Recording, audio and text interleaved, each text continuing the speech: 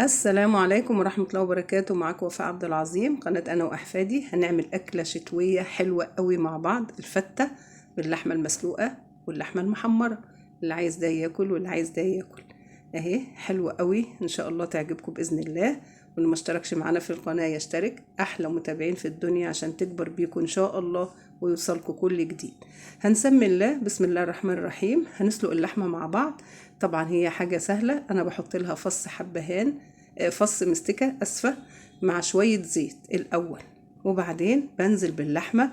الزيت يبقى سخن، أشوح اللحمة، يعني أشوحها كده، أحمرها كده على ناحية وأرجع أحمرها على الناحية التانية. بحط الأول فلفل على الناحية دي، وبعدين بقلبها.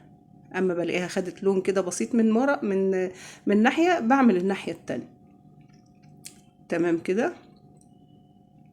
طبعا سليق اللحمه هتقولوا ما فيهوش حاجه، هو لاي بنات لسه بتتجوز او لسه داخله مطبخ جديد او شباب عايشين لوحدهم، يقدر برضو يشوف الحاجه دي ويتعلمها. اهي خلاص كده، انا شوحت اللحمه على الناحيتين وحطيت لها الفلفل بتاعها.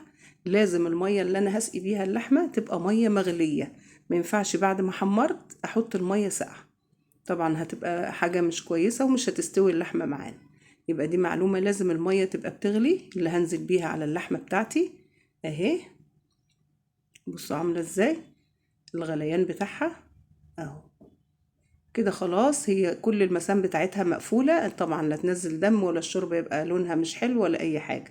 شايفين بقى كل الريم ده لازم اشيله. عشان كده انا ما حطيتش اي حاجة خالص مع اللحمة وهي بتتشوح، عشان اما اجي اشيل ما يطلعش معايا في قلب الكبشة وانا بشيل كده. كل الريم ده هشيله ارميه اهو. هاخده كله كده من على الوش وارميه. تمام.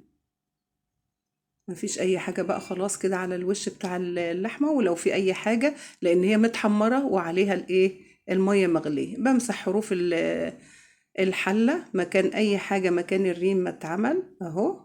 وهحط بقى الخضار بتاعي اللي انا عايزة احطه. هحط جزر وبصل ورق لورا وحبهان اهو. كل ده كده هنزله. لو في طماطم احط طماطمية، الطماطم بتدي تسكيرة حلوة قوي للشوربة. هنعمل بقى الرز. ده برضو فص مستكة بحب احطه مع السمنة اللي انا حطاها او الزبدة والزيت. وهنزل بالرز اشوحه، ده رز ابيض عشان خاطر الفتة. هنشوحه كده مع بعض، يعني نسخنه في السمنة بتاعتنا.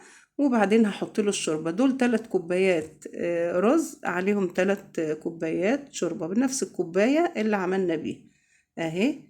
واظبط الملح بتاعه، اقلبه واظبط الملح بتاعه. مجرد ما بيغلي معايا ويبقى نص تشريبة كده، اروح جايه موطيه عليه وما بقلبش ولا بعمل فيه اي حاجة، هو بيستوي على البخار.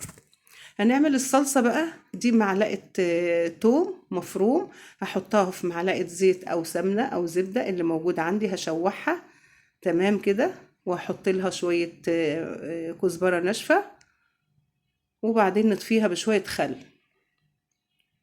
اللهم صل وسلم وبارك عليك يا حبيبي يا رسول الله. بصوا أول ما لونت معايا كده، أروح جاية حاطة لها الكزبرة الناشفة بتاعتها اهي، واطفيها بالخل. وبعدين احط الصلصه بتاعتي او الطماطم اللي موجوده عندي. انا عندي صلصه في الفريزر اهي، طلعتها اهي، هرستها وحطيتها عليها. تمام كده. نظبط لها بقى الملح بتاعها وشويه فلفل صغيرين بس، ما بحطش حاجه تاني اكتر من كده على الصلصه. واسيبها اما تاخد غلوه. وبعدين هي طبعا ناشفه اصلا لان انا عيناها كده. وهنحط لها بقى الميه بتاعتها، السمك اللي انتوا عايزينه او السمك اللي انتوا بتحبوه في الصلصه، هتحطوا الميه على قده يعني. الرز استوى معانا بقى اهو، وكل الحاجه اتعملت. بصوا جميل ازاي، ومفرفر وبيلمع وحلو قوي وريحته جميله من فص المستكه اللي احنا بنحطه معاه. واللحمه استوت اهي. تمام. جميله اهي وشربتها بيضه وجميله. هنعمل بقى العيش بتاعنا. انا بجيب العيش العادي بتاع الفرن بتاعنا اللي هو ابو شيلن ده بتاع البطاقه، وادهن الوش بتاعه سمنه، مش زبده يعني سمنه، واحمره زي ما انتم شايفين كده. وبعدين اروح قلبها على الناحيه التانية وادهن برضو واحمره. بدل ما اقعد احطه في الفرن ويدوخني بعد كده، لا انا بعمل الحركه دي بيحمر على طول. بكسره وهنعمله بقى مع بعض في الصينيه. دول شو بتاع توم، معلقه توم. هحطها بقى كده وهشوحها في شويه سمنه. برضو انا مش مكتره بقى السمنه عشان في سمنات كتير كده. هي اكله شتوي جميله وحلوه قوي قوي قوي. هنشوح بقى التوم ونحط له برضو شويه كزبره ناشفه،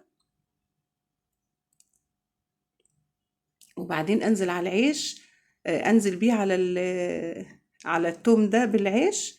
اهو الكزبره، واحط العيش اللي انا محمصاه. بصوا جميل ازاي وناشف بقى وحلو قوي. اشوحه وبعدين ايه اقلبه كده مع التوم تقلبتين، واطفيه بشويه خل صغيرين، معلقتين خل. وبعدين احط له كبشتين شوربه مش كتار، يا دوبك ابل بس العيش كده بيه. اظبط بقى الملح لان العيش ده بيبقى عادب قوي، واحط له شويه فلفل واقلبه تقلبتين. وبعدين نغرفه في اطباق او في الصينيه زي ما هو، ونحط عليه الرز، او في طبق كبير على حسب انتوا بتحبوا تقدموا اكلكم ازاي. اهو انا غرفته في طبق او في طبقين اهو. هحط على العيش شويه صلصه. العيش ريحته جميله وطعمه اجمل، هيعجبكم ان شاء الله. ونحط بقى الرز عليه، واللحمه حمرناها في معلقه زبده صغيره برضو. اللي عايز محمر بياكل واللي عايز مسلوق بياكل. اهو هي اكله شتوي حلوه قوي وجميله اهي. يا رب تعجبكم ان شاء الله، وتقولوا رايكم عليها في التعليقات باذن الله. هنحط بقى اللحمه دي محمره اهي، ونحط برضو شويه صلصه كده على الجناب مع شويه عيش كمان. حلوه قوي اهو. وهنحط المسلوقه برضو، اللي مش بيحب محمر هياكل مسلوق. وهنقدمها بقى مع الصلصه بتاعتنا اهي. نحط برضو صلصه كده على الرز، وشويه عيش برضو في الجناب كده، على كل طبق شوية عيش. تمام. وتتقدم بقى مع الصلصة بألف هنا وشفا. يا رب إن شاء الله تعجبكم وتجربوها، تقولي رأيكم في التعليقات اهي. حلوة قوي. يا رب أكون ضيفة خفيفة عليكم. والسلام عليكم ورحمة الله وبركاته.